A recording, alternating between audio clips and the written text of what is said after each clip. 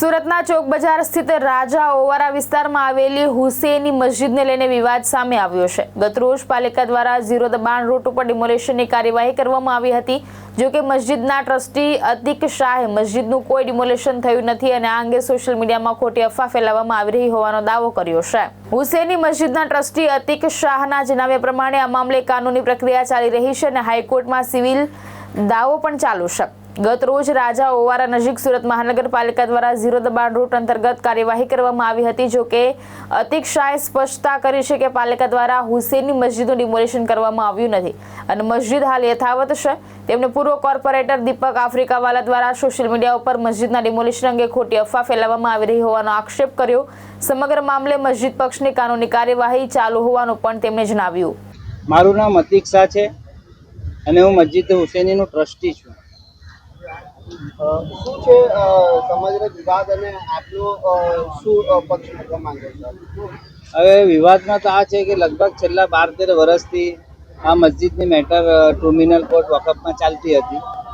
હવે આ ટ્રિબ્યુનલ કોર્ટની અંદર અમારું જે દાવો જે છે હાલમાં ખારીજ કરવામાં આવેલું છે અને છેલ્લા 5 વર્ષથી આ જ કોર્ટમાં અમારું જે દાવો હતો અમને સ્ટે કોર્ટે આપી હતી। હાલમાં અમારું દાવો ખારીજ થયો અને અમે આ મેટરને લઈને અમદાવાદ સિવિલ કોર્ટમાં દાવો દાખલ કર્યો અને હાલમાં આ મેટર જે છે સિવિલ મેટર કોર્ટ મેટર થઈ ગઈ છે। હવે હાલમાં ગઈકાલે સુરત મહાનગરપાલિકા તરફથી ચોક બજાર રાજા ઓવારાની અંદર મેટ્રોનું જે કઈ બાંધકામ ડિમોલેશન લારી ગલ્લાનું દબાણ હતું એ દૂર કરવામાં આવ્યું હતું।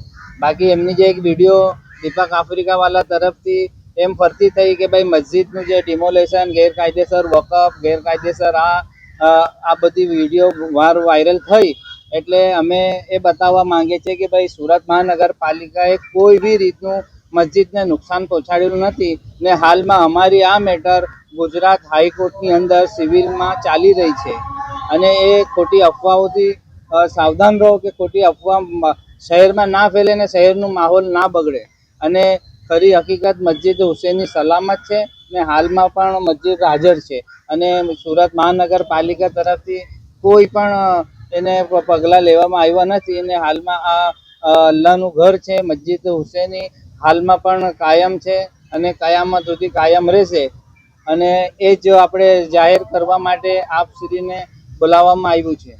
કંઈક 1 લાખ રૂપિયાનો દંડ કઈ કરવામાં આવ્યો હતો, શું છે એ મેટર તો હાઈકોર્ટમાં ગઈ એ લોકોએ જ્યારે દાવો આપણો ખારીજ કર્યો રદ કર્યો તે એ લોકો જે કોર્ટની મેટર હોય છે જે દંડ ફટકારવામાં આવે એ મેટરને લઈને અમે હાઈકોર્ટમાં ગયા છે અને હાઈકોર્ટમાં અમે આ દાવો નંબર છે સિવિલ દાવો 10-148/2026 અમે હમણાં દાખલ કરેલું છે। હાલમાં દંડ તો જ્યારે સુપ્રીમ કોર્ટ હરાવશે ત્યારે ભરવામાં આવશે।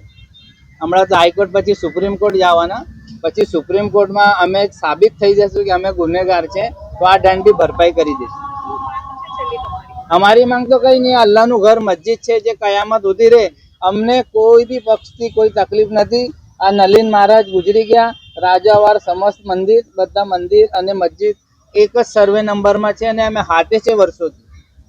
જે પણ વ્યક્તિએ એલિગેશન કરી રહ્યા છે એ આ સુધી અમાસમાં કેટલા વાર આવ્યા અને મંદિરમાં કેટલી વાર આવે છે અને મંદિરની હું દશા છે એ બતાવે કે હું આટલી વાર અમાસમાં આવું છું ને પબ્લિકને હું તકલીફ છે, કોણ કેવી રીતે એનું લાઇટ બિલ ભરાય છે। હમણાં 2-4 મહિના પહેલાં બી કંઈ તકલીફ હોય તો એના માટે કોણ આવે છે એમને પૂછો અને મંદિરના બધા જ વ્યક્તિ મસ્જિદના હાથે છે। મોટા મહારાજે હાઈકોર્ટમાં પણ એફિડેટ આપેલી છે, હમણાં હાલમાં બી એફિડેટ આપી છે અને આ મુખ્યમંત્રી શ્રીને ડિવિઝન બધા પેપર અમારા પાસે મંદિર તરફથી એ મસ્જિદના હાથે છે અને આ જ આપણી જગ્યામાં વર્ષોથી 50 વર્ષથી મતલબ બસ્તી હતી ઝૂંપડપટ્ટી અને એ સમયે આ મસ્જિદને મંદિર કાયમ છે અને હમણાં કોસાળ આવાસની અંદર જે મકાનો ફાળવણી થઈ ડિમોલેશન એસએમસી કર્યું એ લોકો કોસાળમાં રહે છે અને આ ધાર્મિક સ્થળો જે હતા સ્થળ પર મોજૂદ છે।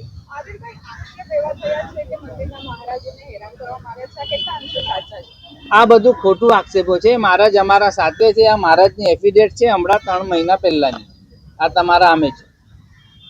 તમે કહો મહારાજને કોઈ એલિગેશન નથી, એ લોકો મંદિરમાં મસ્જિદમાં હાથે જ અમે સાથે અમારા સાથે જ એમની એફિડેટો આ મારા પાસે છે હાઈકોર્ટની।